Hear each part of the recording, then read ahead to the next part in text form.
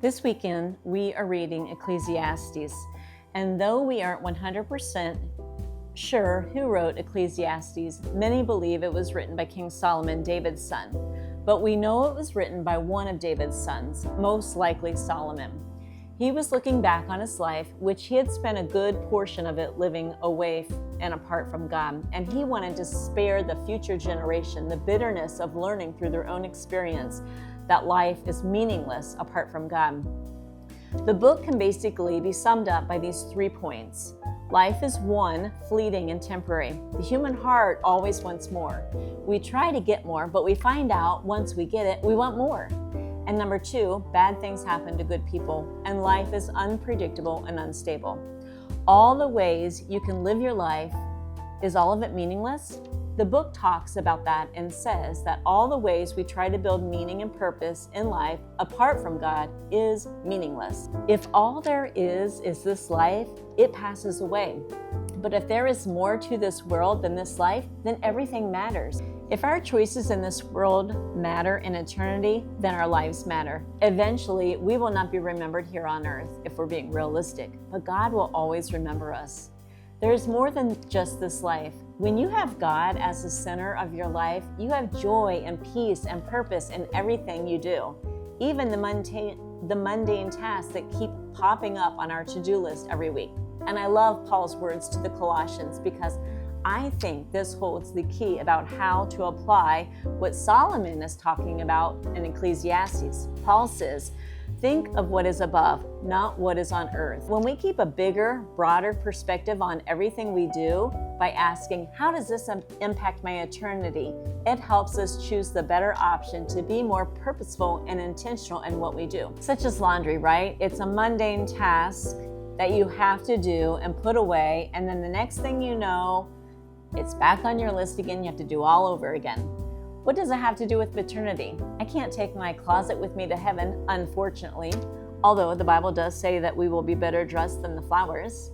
But when doing the laundry and folding the clothes, instead of cursing the person whose shirts are inside out, Tyler, or the person who left their tissue in their pocket and is shredded on everything, guilty, pray for them. What bigger impact on their eternity could those prayers said for them have? That turns a mundane and yet must-do job into purpose. And you can do that with anything on your to-do list. Setting our sights on heaven means striving to put heavenly priorities into daily practice.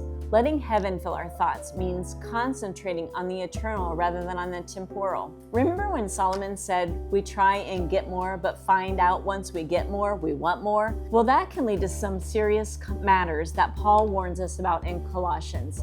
Put to death then the parts of you that are earthly, immorality, impurity, passion, evil desires, and the greed that is idolatry. Stop lying to one another, since you have taken off the old self with these practices and put on the new self, which is being renewed.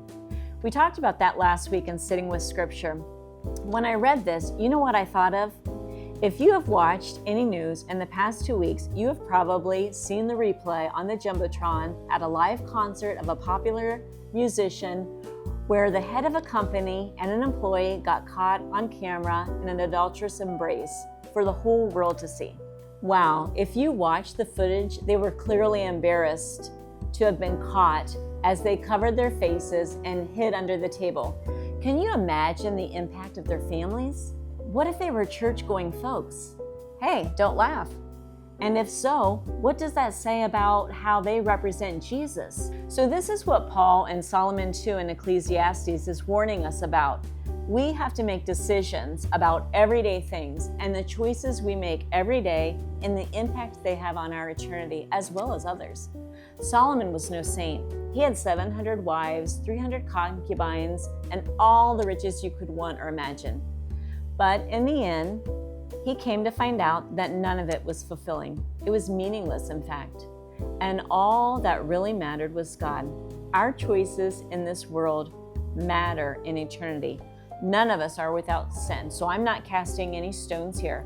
But what I am grateful for, if you recall our talk from last week, is that we can turn and run to Jesus and confess these sins that have caused us to take our eyes off of Him and eternity with Him, because He wants us back in relationship with Him now while we are still here on earth, and He wants us with Him for all eternity. So let's change our lens with an eye toward eternity versus earth and all that we do today and all the choices we make today.